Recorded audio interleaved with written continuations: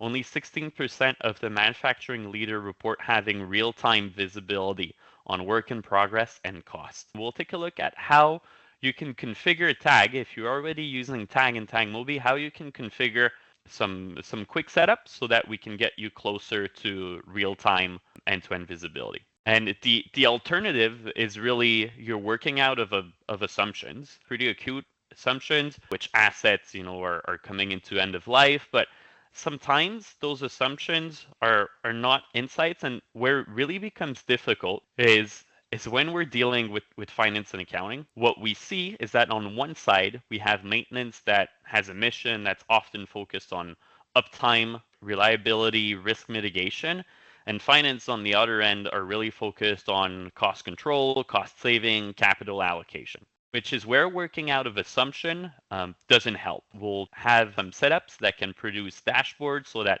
maintenance and finance can really speak the same language and make informed decisions. If we take a deeper dive into labor costs, if we start at the top, we have the average hourly maintenance rate. But where we want to be is further down on the pyramid. So we could also have a group applicable cost granularity. You could have, let's say, $60 as an hourly rate for electricians and maybe $56 for millwrights or for plumber. And then down the line, we have resource-specific costs. So this would be an hourly rate per technician. Of course, the further down you are on the pyramid, the more visibility you'll be able to get.